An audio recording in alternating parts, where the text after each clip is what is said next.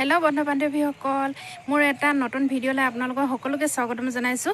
আজি মই কচু আৰু গাহৰি বনাম। কেনেকৈ বনাইছোঁ তাৰে অলপ চাওঁ বলক। এতিয়া মই ইয়াত দিছোঁ পিঁয়াজ।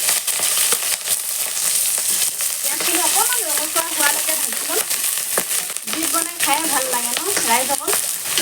গেছত বনাব পাৰোঁ, কিন্তু গেছত বনালে ইমান ভাল নালাগে, সেইটো কাৰণে জুইত বনাইছোঁ।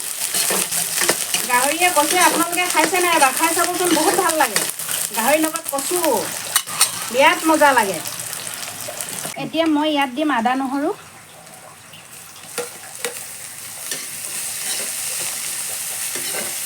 আৰু দিম ইয়াত জিৰা, ধনিয়া আৰু ৰঙা জলকীয়া একেলগতে খুন্দি দিছোঁ।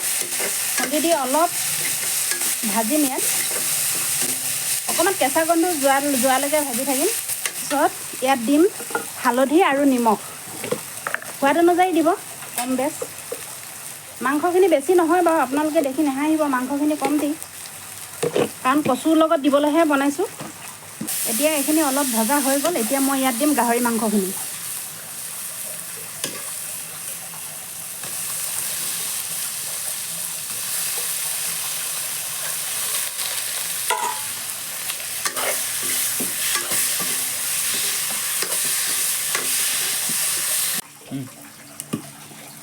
এতিয়া মাংসখিনি অলপ চাই লওঁ কিমান কি হৈছে।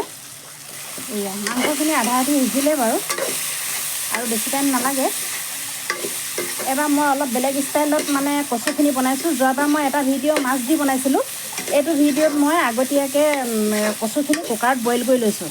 তাৰপিছত মাংসখিনি সিজাৰ পিছত ইয়াত মই কচুখিনি দি দিম। এতিয়া মই এই কুকাৰত দি থোৱা কচুখিনি উলিয়াব লৈছোঁ। কুকাৰত মই 2-3টা চিটি মাৰি একেবাৰে ধুনীয়াকৈ সিজাই লৈছোঁ। এতিয়া মই এই কচুখিনি গাহৰি মাংসত দিম।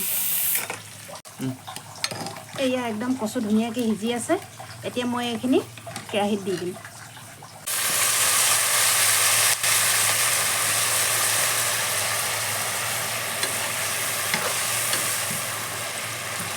এতিয়া অলপ টাইম এইখিনি সিজিবলৈ দিম একেলগতে।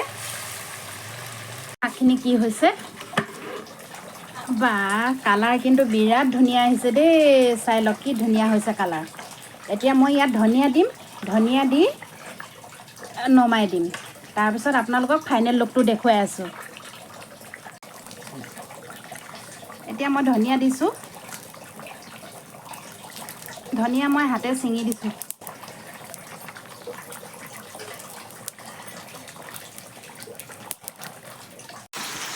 এতিয়া মোৰ এই খানা ৰেডি হৈ গ'ল। লগত লৈছোঁ কচু আৰু আচাৰ, মাছ ফ্ৰাই, জলকীয়া, নেমু। আৰু নেক্সট ভিডিঅ'ত লগ পাই আছোঁ। Bye bye.